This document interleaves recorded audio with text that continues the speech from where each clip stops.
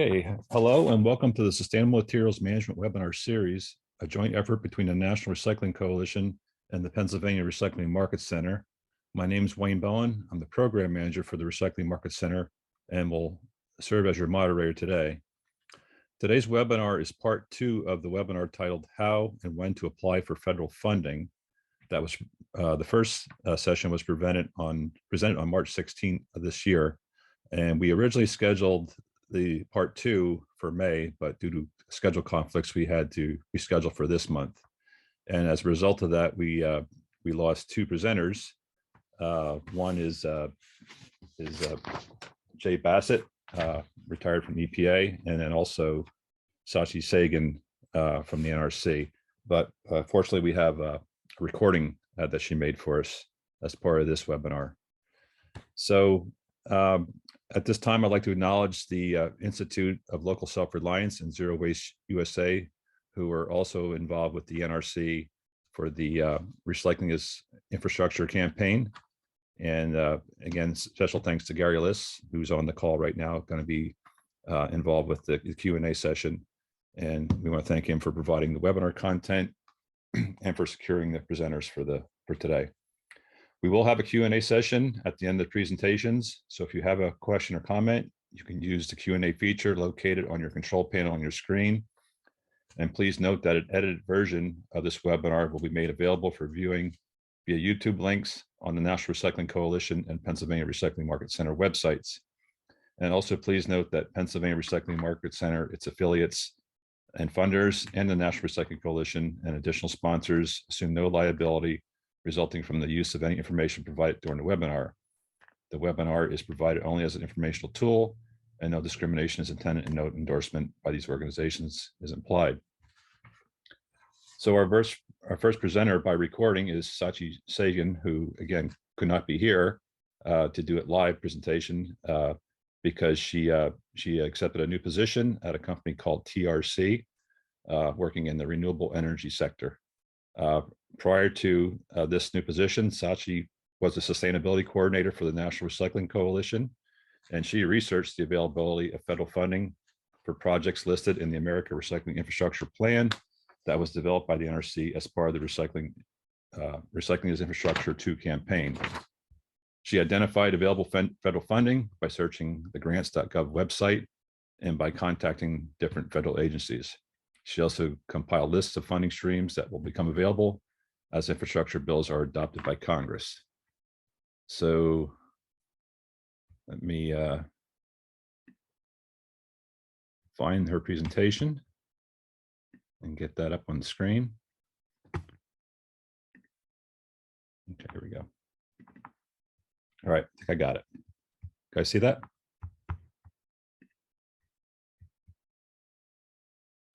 Yes. Okay, good. Jay Sagan, and I am the NRC Sustainability Coordinator. Today, I'd like to talk to you about federal funding availability.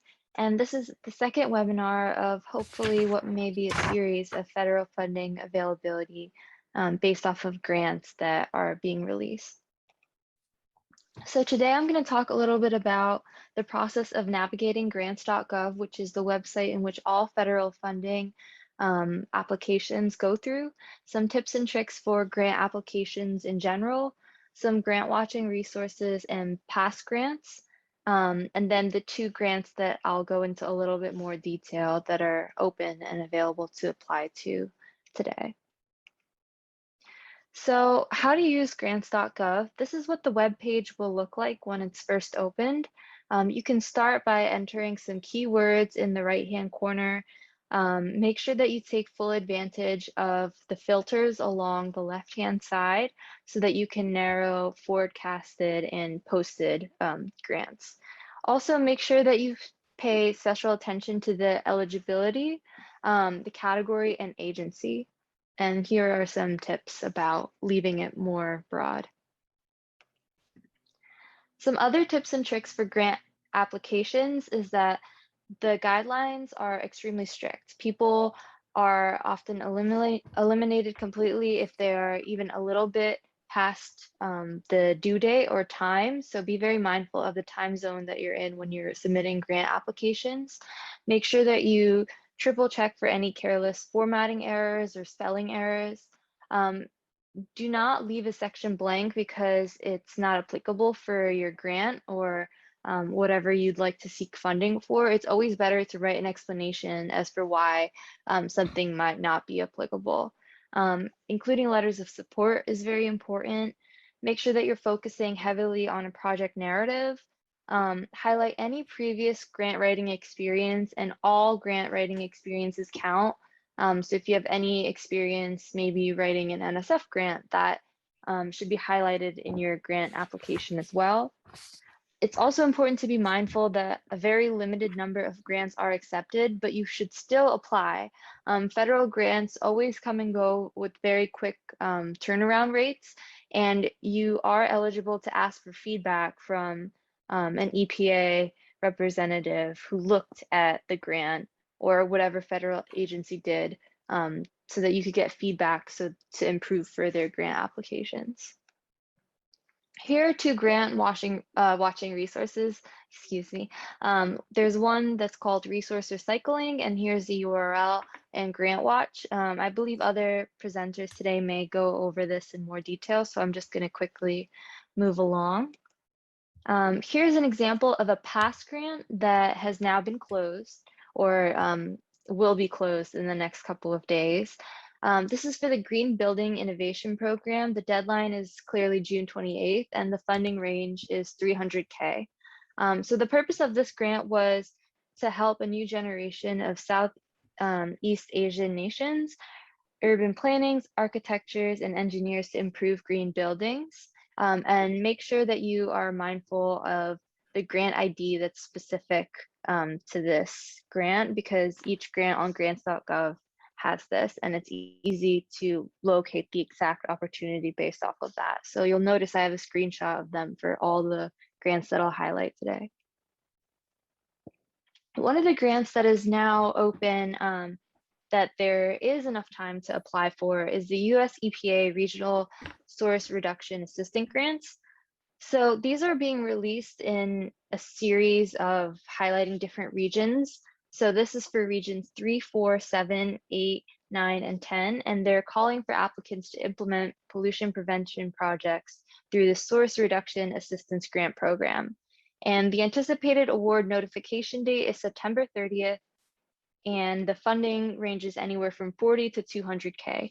And again, here's a screenshot of the actual grant opportunity code so that it's very easy to find on grants.gov. And the links will also be included to the two that I highlight today at the end. Here's a table that describes what regions have what amount of funding and the number of awards. So you could take a look at that. And then the other grant opportunity that I wanted to highlight is the NSF Environmental Sustainability Research Grant. And so this is a unique opportunity because proposals are accepted at any time. The funding range total is about $7,066,000. It's a unique number, but that's besides the point. But the goal of the program is to promote sustainable engineered systems that support human well-being and that are also compatible with sustaining natural systems. And so these are the 4 main principles that are supported.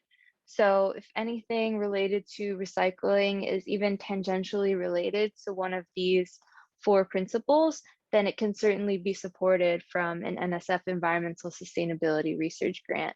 And again, I just want to highlight again that the proposals are accepted anytime on a rolling basis. So it's something that you should definitely always keep an eye out for. Here are the links to the 2 grants that I highlighted specifically today.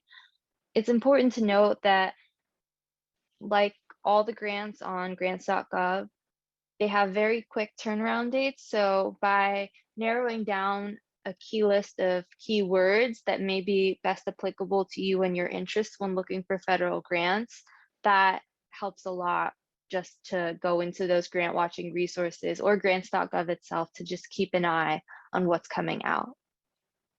So yeah, I hope that that was helpful.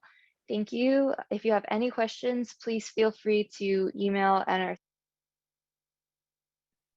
Okay, sorry about that cut off there. So if any questions while I switch the screens for the next presenter, Gary, if you want to take any questions, go ahead.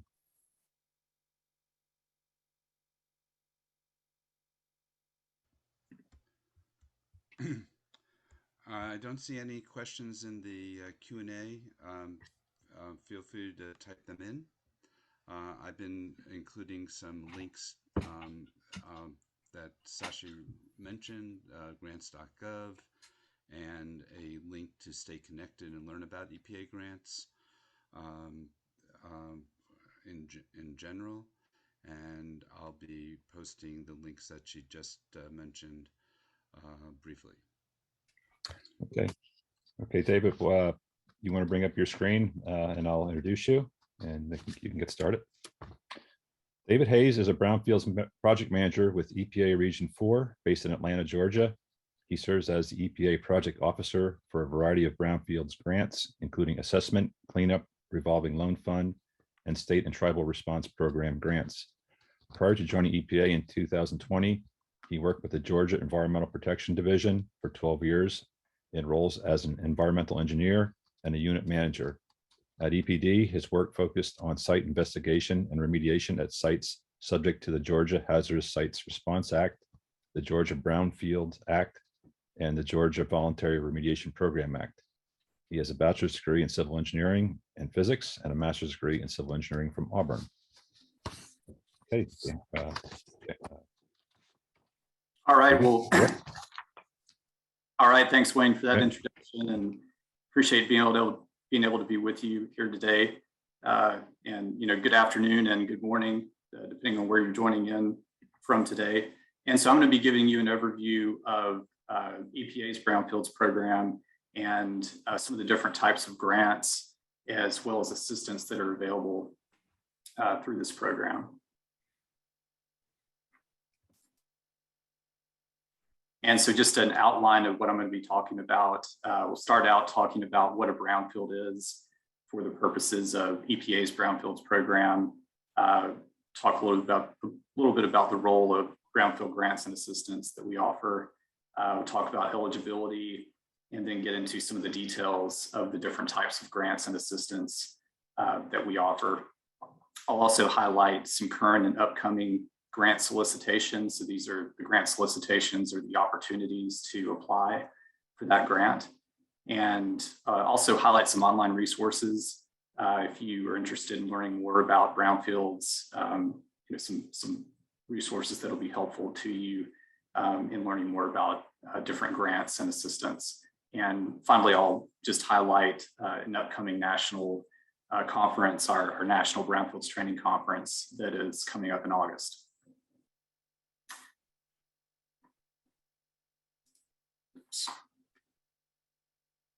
So start out here talking about just what is a brownfield. And so EPA, for the purposes of our program, we define this as a property where the expansion, redevelopment, or reuse may be complicated by the presence or even the potential presence of hazardous substance, pollutant, or contaminant. And so this is a pretty broad definition. And one thing I just want to highlight here is that you don't have to have known contamination at a property for it to be a brownfield. It can just be the potential presence, just based on the history of the site or the history of nearby sites, for instance.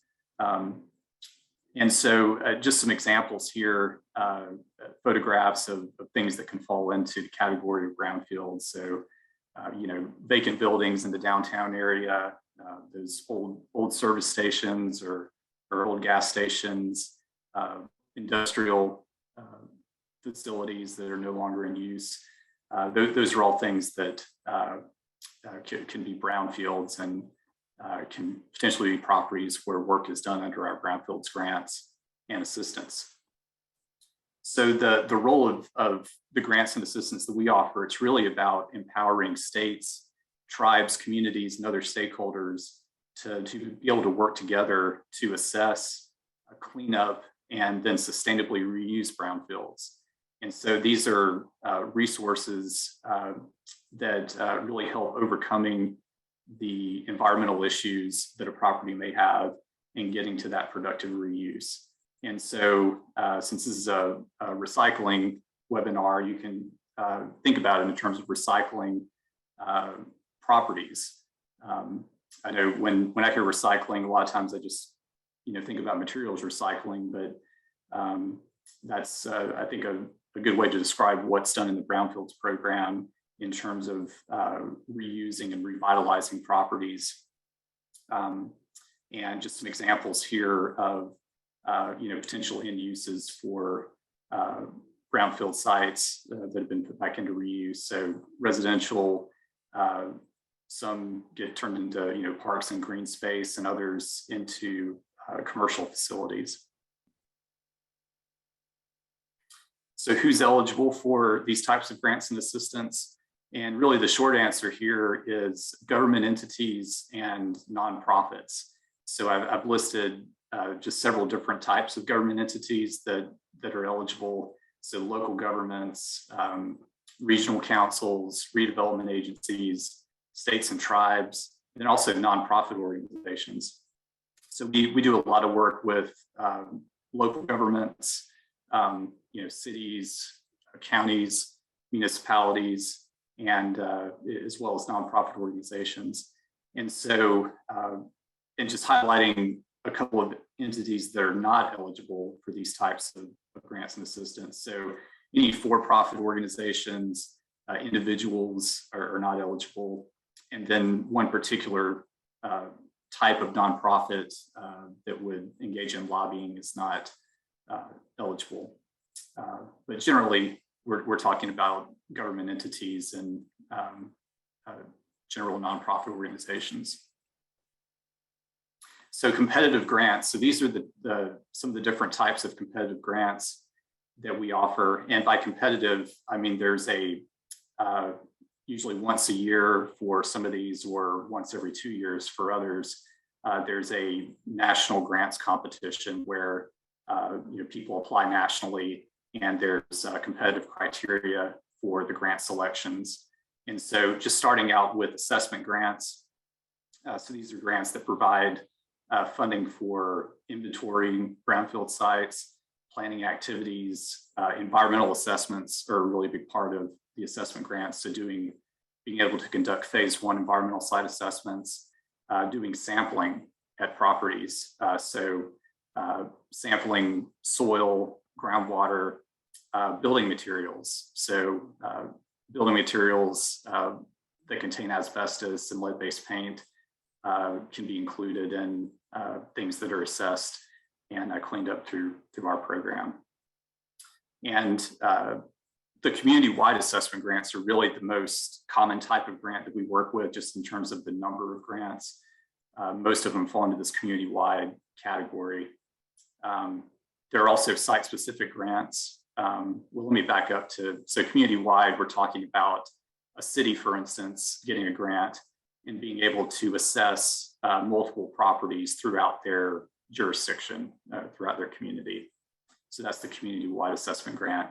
There's also site-specific assessment grants where the applicant has one particular site they want to assess.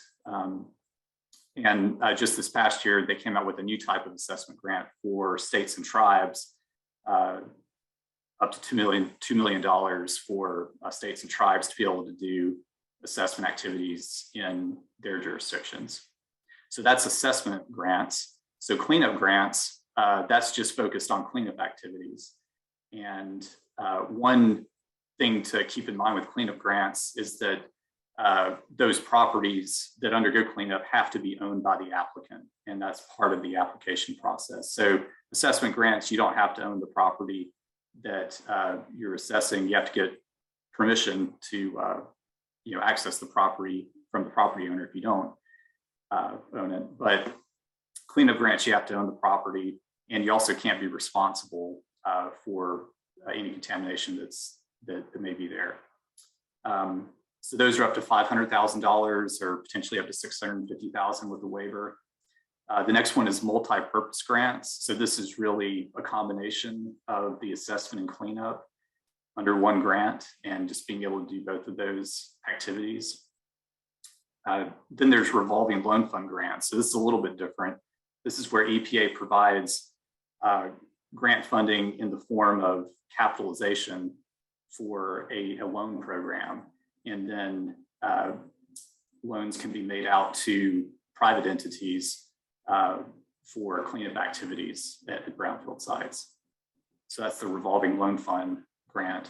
And then finally, we have job training grants. And so these are grants that provide environmental training for residents and communities where they have brownfield sites in their communities and have impacts from those. And just a note here, I put these funding levels on here as examples just to give you an idea of the levels of funding that have been involved in the past. And these can change with future solicitations. So just something to keep in mind. So some of the different forms of assistance. So these are things that are assistance that's provided not in the form of grants, just in the form of direct assistance. So one example here is the targeted brownfields assessments. And so this is where instead of getting a grant to conduct site assessment work, EPA will have one of our contractors just directly do that work for an applicant. And so some of the same types of things you would do under an assessment grant could be done by an EPA contractor through this targeted brownfields assessment assistance. So phase 1, environmental site assessments, phase 2, environmental site assessments, those kinds of things. There's also land revitalization technical assistance. And this is really EPA providing assistance for communities to help identify possibilities for reuse at contaminated sites. And there's a lot of different planning activities that can be provided here. So just some examples like site reuse assessments and site reuse visioning. So really getting to that, what's going to be some options or maybe the best reuse for the community and the stakeholders that are involved with that project. And then finally, we've got technical assistance to brownfields communities, also called the TAB program. And so each EPA region has a TAB provider, which is actually a grantee through the brownfield program. So EPA makes grants to these TAB providers, and the TAB providers provide the technical assistance to communities at no cost to them. And so there's really a variety of assistance that can be provided through the TAB program, really helping communities increase their knowledge of brownfield sites and resources that are out there to help with assessment, cleanup, and revitalization. And generally with these types of assistance, these are typically done on a rolling basis. And so the best way to find out more about these is to contact your particular EPA region if you're interested in learning more about these technical assistance types. So really getting into the how and when to apply for grants. So these are some current and upcoming grant solicitations or opportunities to apply for these different grants. So right now there's one open solicitation, that's for the job training grants. And then we've got a lot on the horizon here with upcoming solicitations. And a couple things you'll notice here, a lot of these are anticipated for September of 2022. Usually the fall is when we have the national competitions for assessment, multi-purpose, cleanup grants, those types of things. And so that's expected again this year. So anticipate a lot of these opportunities coming in September.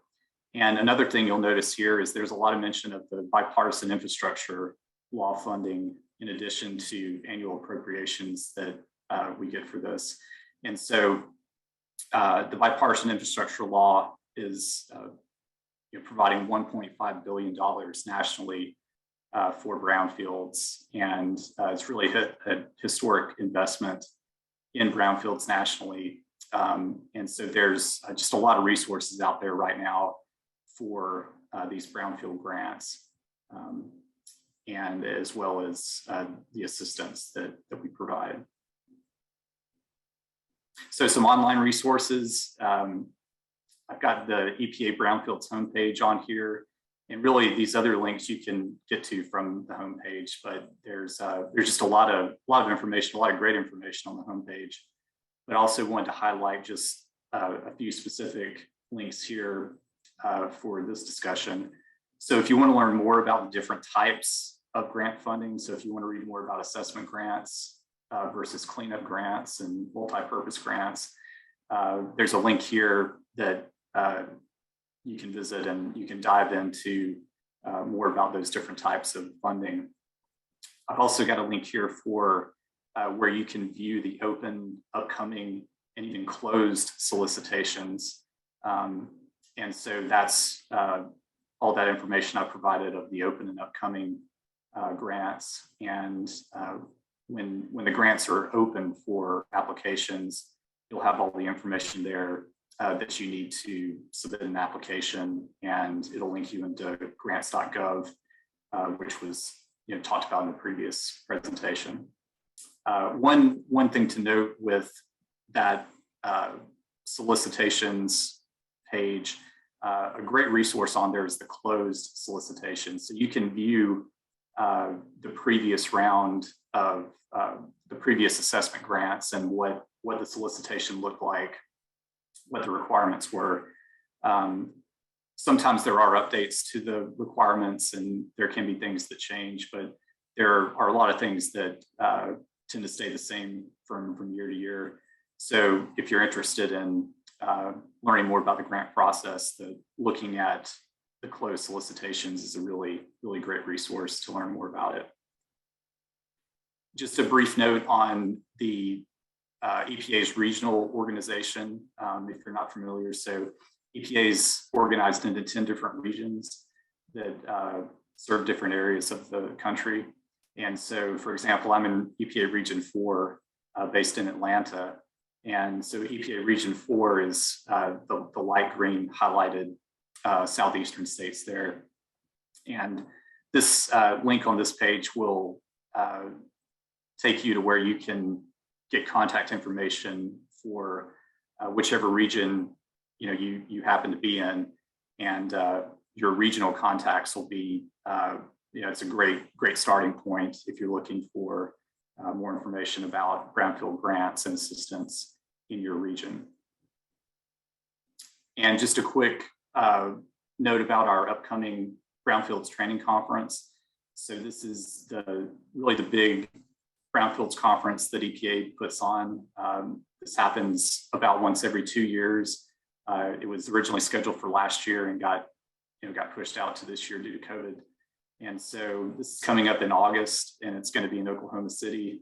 Got a link there for more information and registration if you're interested. But if you're interested in learning more about brownfields, it's just a tremendous opportunity to go to a brownfield specific conference and learn more and interact with people who are involved with brownfields. And so with that, I appreciate being able to join you today, and I've got my contact information here. Feel free to reach out if you have any questions about anything I went over today. Okay, thank you, David. Great presentation. So we're going to hold up some questions till the end. So we're going to move on to our next presenter, Dan Leaf.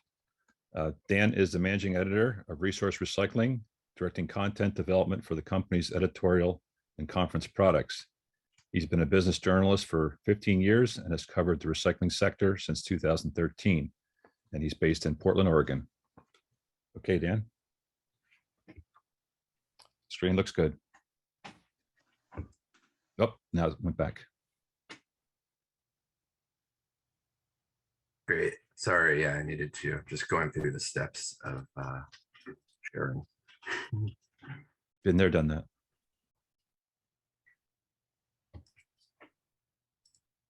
Cool. Does that look all right? Yep. Yeah. My name is Dan from Resource Recycling, trade publication for the municipal recycling market. Really appreciate being here and being invited by NRC, and certainly grants are something that, as we look out at the industry, from our journalistic viewpoint, they seem to be certainly growing in importance. And it's great to hear a little bit more about the brownfield element. Thanks for that, David, because I think, a lot of the cities and municipalities across the country that are looking to move forward on recycling, it's often as part of a larger sustainability push community-wide, and certainly brownfields fit into that. So I think that there's a lot of cohesion, between straight up recycling grants and then the brownfield element. So it's great to bring that all together. So I'm going to talk a little bit more about some of the federal grants that we see, as well as just industry-wide grant opportunities, again, within the municipal recycling space, and a little tool called Grant Watch that we have on our site that tries to track, where these grants are, and to help the industry understand some of these funding opportunities, because, we all know that we need the money to make the recycling development happen. And grants are certainly a great source. So just a little bit about Resource Recycling, if you're not familiar with us. We have 3 publications in 3 different sectors of the wider recycling market. Resource Recycling is what I'll be focusing on here. That really looks at the municipal recycling market. It's our flagship publication. We've been around for 41 years now. So I've seen a lot in the recycling space, and a lot of grants come and go and get utilized in really fun ways. So to dive in a little bit, this is Grant Watch. It's on resourcerecycling.com. I think Gary is going to put in a direct link to the Grant Watch page. This is something that we're updating continuously. Sometimes it'll be a few times a week, sometimes just every other week or so, depending on kind of what the flow of industry grants are. And we show both grants that are open, as well as grants that have been awarded. Obviously, a grant that's already been awarded, it might seem it's not that useful to have that information because you can't apply for it. But at the same time, we found that it's actually a really, really interesting place to see the development of the industry when you start to track, what types of grants and what types of municipalities or companies are winning these grants. And kind of an interesting example was that about 6 years ago, we saw a company called AMP Robotics got a national technology focused grant. And it was the first time that company was really on our radar. And those of you that are kind of in the MRF world, that AMP has really emerged into a large player in the sortation field right now. So the point of all that is to say that kind of monitoring who's winning grants or who's being awarded grants and what some of the trends are, I think can help folks that are looking to invest in the industry and folks that are really trying to understand where we're going. So the types of entries that we're listing, again, a pretty good mix there. A lot of them are public, coming from the federal government, as we've talked a lot about here today, but also a lot of at the state, provincial level.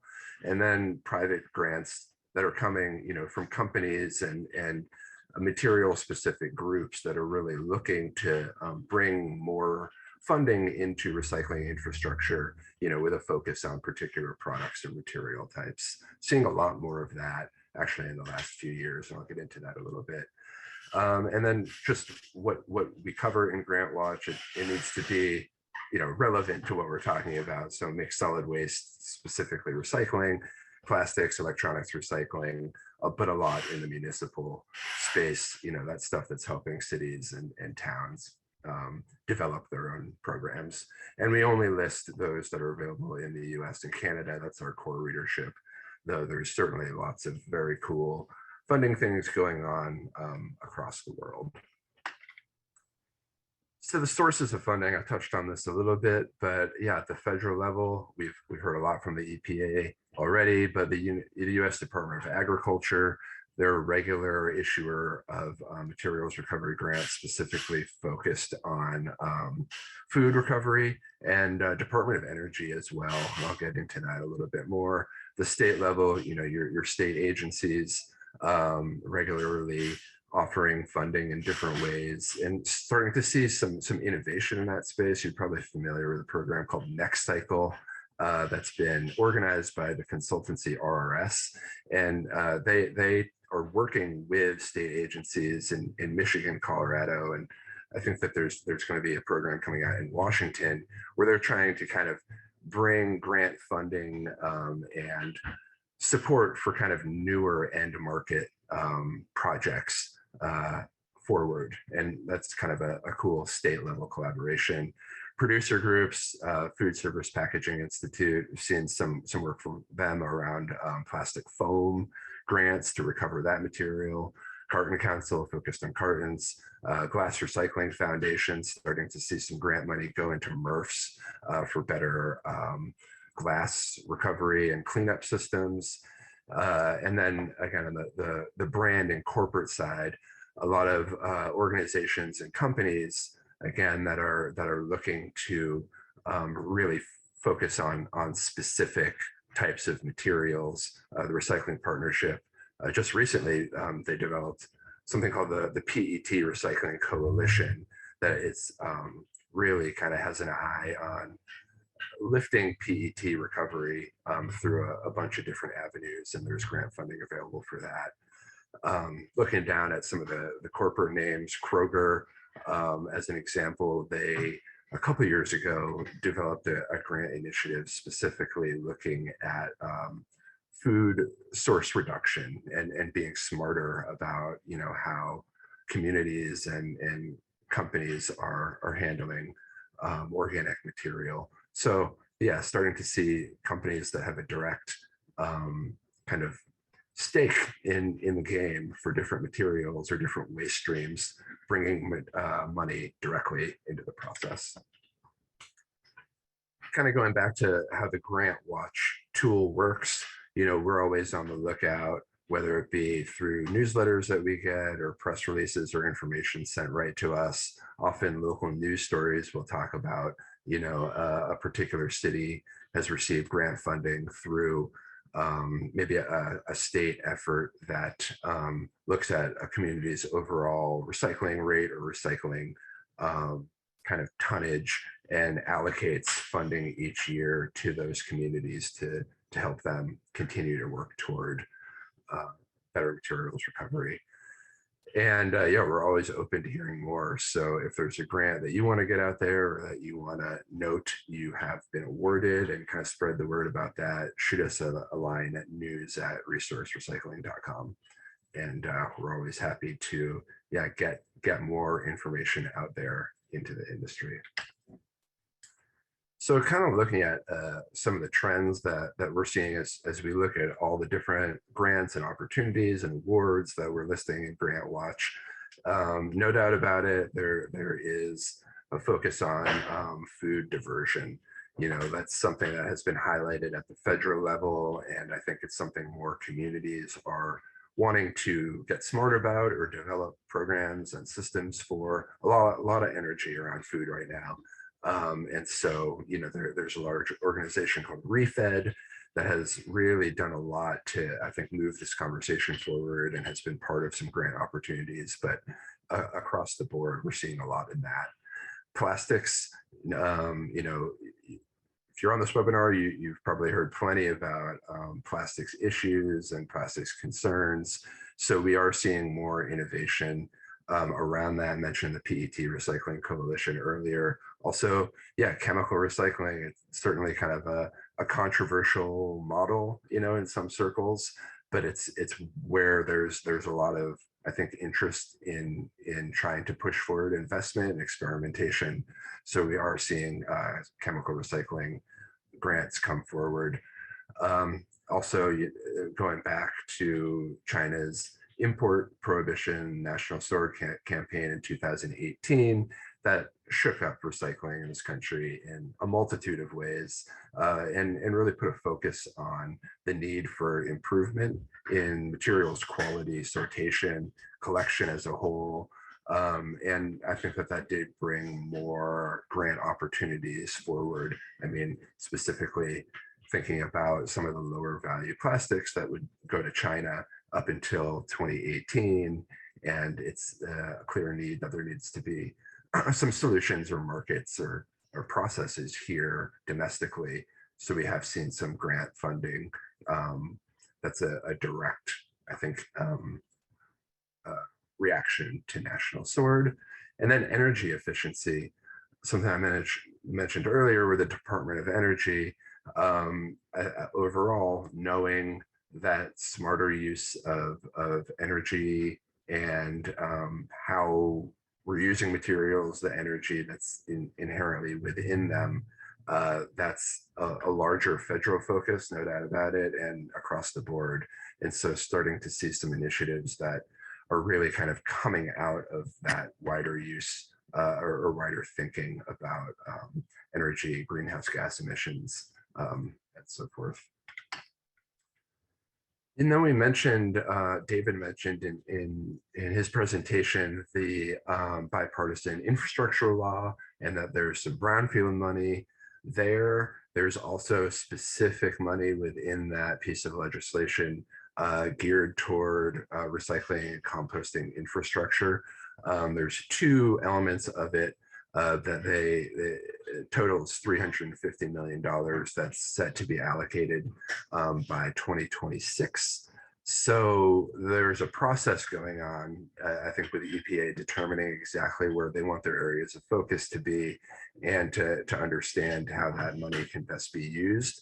So there's been a number of stakeholder meetings. I think actually when this webinar was originally supposed to happen was one of the first stakeholder meetings happened to happen on that same time. So that's why the decision was made to bump this a little bit. A number of them, happened over the last month, but there's one more on June 30th.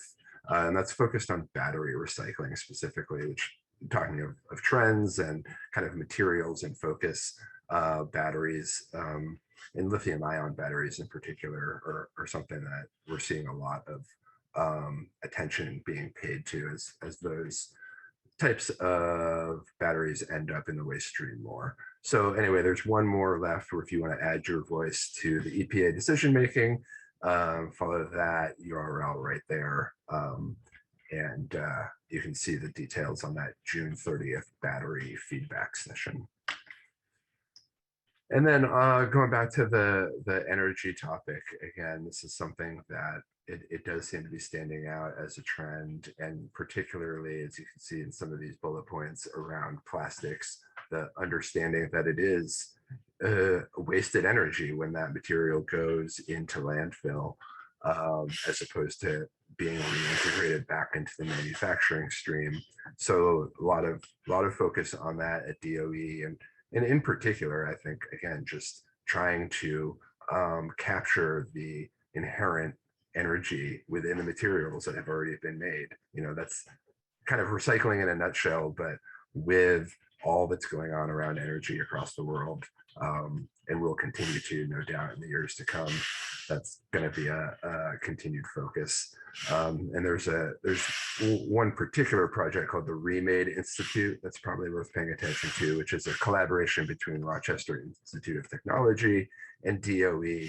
And they're really looking at, again, Remade is in their name. It's all about remanufacturing and recovery with an eye on the energy implications.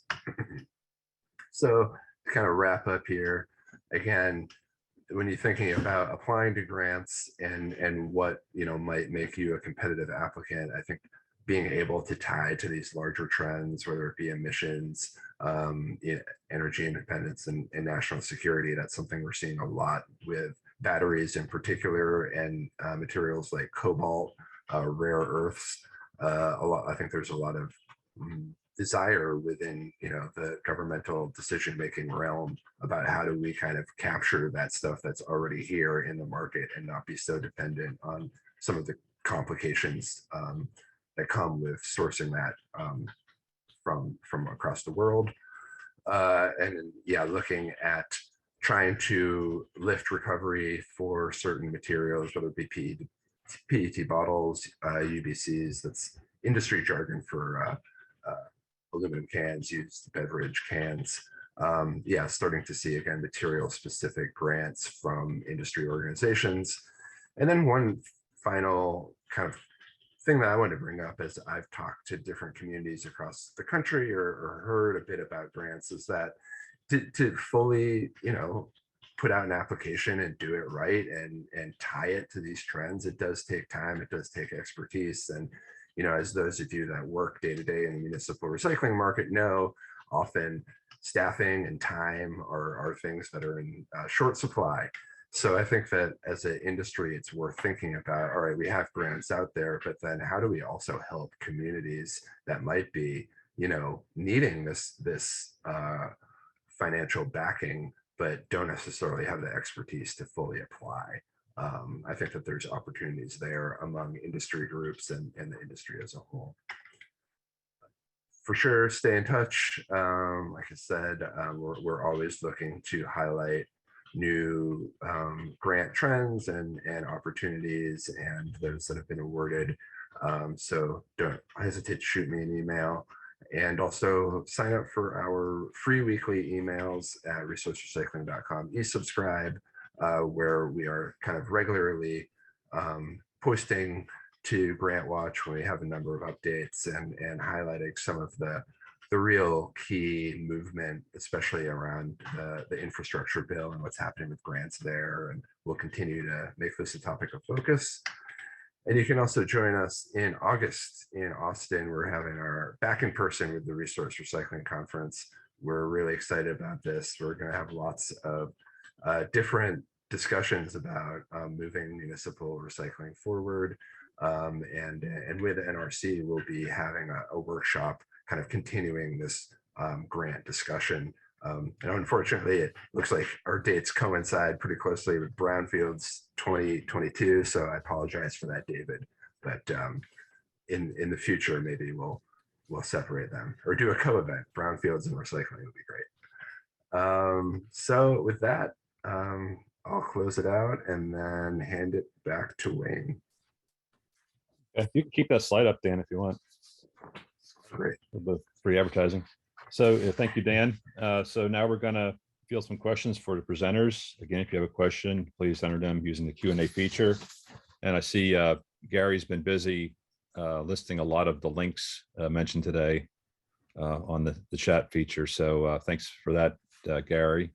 And there were some questions that I think David answered some questions via chat, but since this is recorded, I'm going to repeat that question. So those who are going to be looking at the recording will get a chance to take advantage of these questions here and the answers. So the first question that David was asked, are abandoned landfills considered brownfields? Yeah, and so yes, they could be considered brownfields, and particularly like an abandoned unpermitted landfill. So these are a little bit different than the what they would call a subtitle D landfill that's permitted, and where your municipal solid waste would go to. But there are landfills that occurred before there were any regulations, at least federal regulations on that, and those are sometimes you don't know where those are until they're somebody comes across one, maybe doing assessment activities.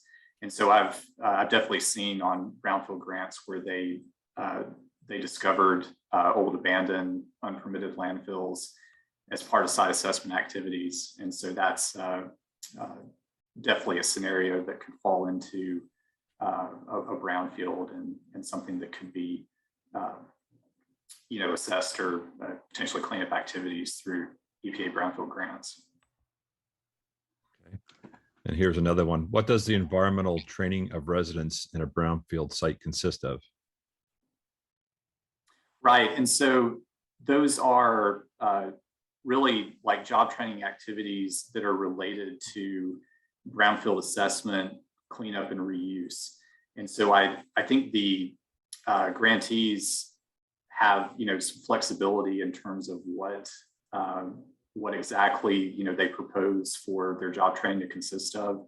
But, for instance, it could be, training on how to conduct environmental sampling. So how to conduct soil sampling, groundwater sampling, building material surveys, that kind of thing, training related to cleanup activities, and other training related to site reuse and planning.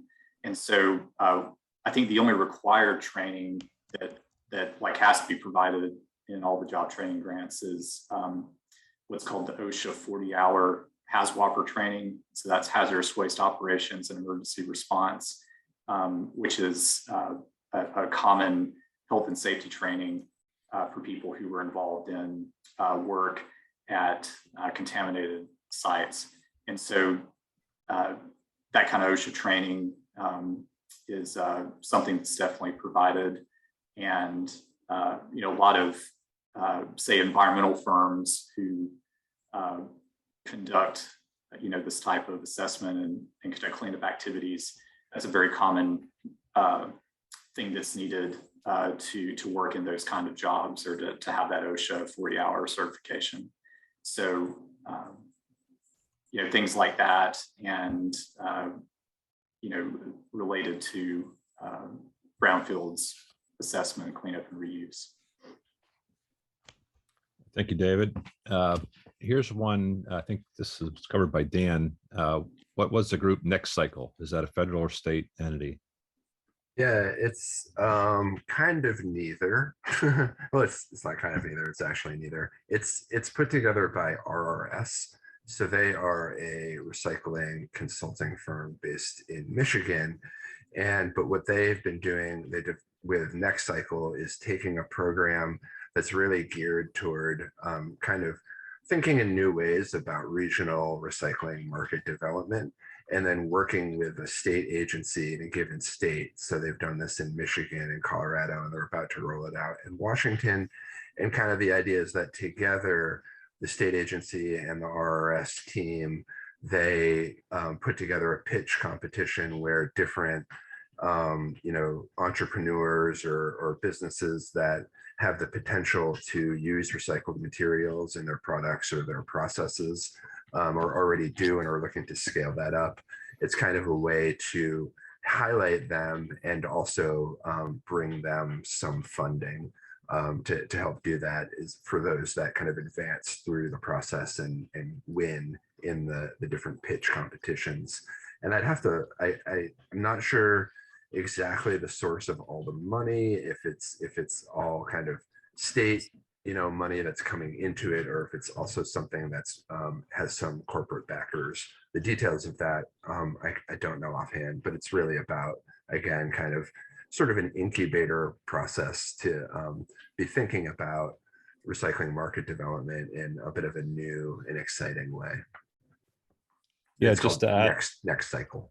Yeah, just to add, Dan, we did a webinar, I'm not sure how many years ago it was, 2 or 3 maybe, that was focused on Next Cycle. And it was interesting. There was a company from Pennsylvania that got funded for a project in Colorado. So it is multi-state sometimes.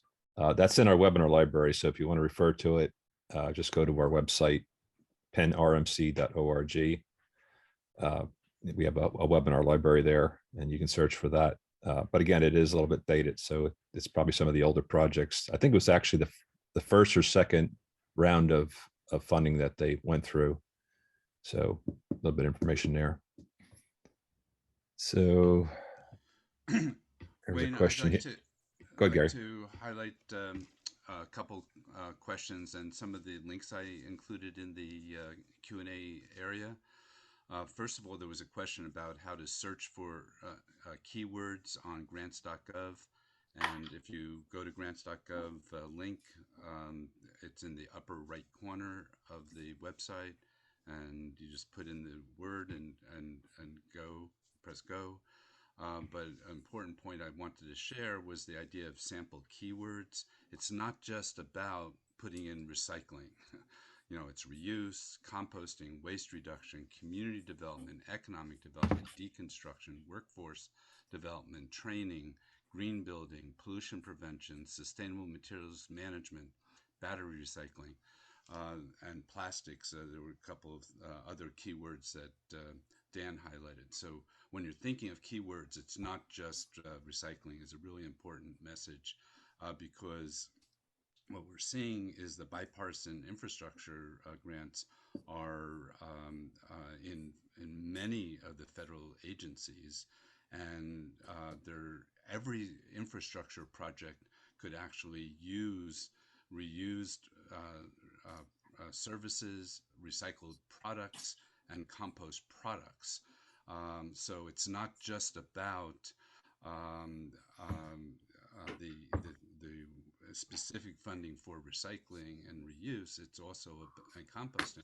It's also about how can all the infrastructure projects use recycled content, reuse products and services, and compost products.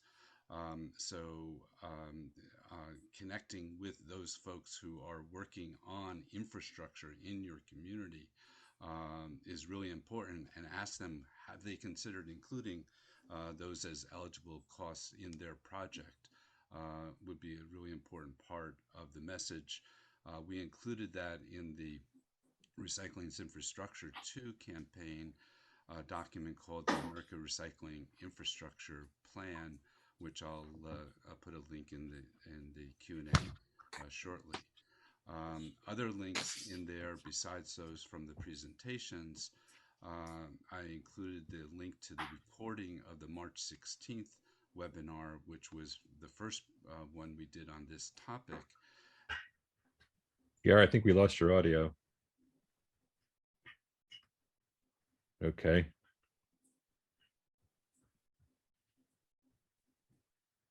All right, so just a follow-up. Again, David answered a question on the successful applicants that got funded. On his website, there is a link there that you can check for the entities that did receive funding. I believe Dan also mentioned that on his website, he tracks the people that get funded. Yeah. Sorry about that. We got some interference. Wayne, can you hear me now? Yes. Yeah, we have some background noise there. Yeah. If everyone can mute themselves, if you're not speaking, that'd be great. The other things I wanted to highlight as links is from the March 16th webinar, we highlighted links from different presentations in today's Q&A, from EPA Maya Sogren, from Michelle Amhas from the pollution prevention area of EPA, and links from the U.S. Department of Agriculture. USDA is a key player in funding composting initiatives and have an urban composting program that was closed recently, I believe. But one of the things that's important is that everyone, even if you miss the deadline for the ones you hear about today, they'll be back probably next year or sooner. So gearing up for them now is really important. In the March presentation, Lori McKay Penninger highlighted that 90% of the work is in the preparation and figuring out what your project is, what you want to do, how to do it, and who the partner should be in doing it. And 10% is in writing the actual proposal. So now is the time to be getting organized, to figure out what money you want to do what things, and then putting together the proper team for that, and getting listed on grants.gov, which we've heard may take a couple of months. So it's not a simple process. It's one that needs to be started sooner than later. Another thing that I included links on was the feedback sessions for the bipartisan infrastructure law, solid waste and recycling programs. This is a really unique opportunity for you to say what they should be spending their money on before you even apply, and get them thinking outside the box. They have certain guidelines from the legislation, but within those guidelines, there's a broad array of different types of grants and types of programs that could be funded. Now is the time for everyone to be sending in their comments about what you think should be, what that money should be used for, not necessarily your particular project, but in general, the types of project you like to see them prioritize funding for. Deadlines for providing that feedback are coming up rapidly. And even after the deadline, sending in comments will probably be well received because they really are trying to figure out what is the most efficient, effective, and useful use of these funds that have been provided. This is a once in a generation opportunity, which is why the Recycling Infrastructure Campaign is trying to get this information out to you, to pursue it at the local level. And we will be coming back at the Resource Recycling Conference, at the National Recycling Congress on November 9 to 10, and at subsequent webinars to let you know as much information about the solicitations as they are developed. So that's just a summary of some of the links that are in the Q&A, and encourage you to all capture those. And sorry about my volume on, I'm seeing the comments about that. I turned you up a little bit there, Gary. So Thanks. yeah, so looks like we're wrapping up here on the questions, but there was a couple coming in. There was a question on the deadline for the EPA comments, and someone responded saying that the RFI is due July 23rd, I think. So I don't know, David, if you have any questions on there's a David there's a series of them coming up of deadlines, but in the next week or two is when those deadlines are, is my understanding. Okay. All right. So anything else you guys want to add? If not, we'll close out here. Looks like you're all talked out. So, okay. So again, this webinar, like all the webinars in this series, has been recorded and will be made available via YouTube links on both the National Recycling Coalition and Recycling Market Center websites. Thanks again for joining us, and we hope you'll join us for next month's webinar. And please visit the NRC and RMC websites for schedule updates. And thank you, David, Dan, and Gary for participating and presenting. They were great presentations. So see you all soon, and we'll definitely be looking at your websites. Okay, so have a great day, everybody. All right, thank you. Thanks all. Thanks for having me.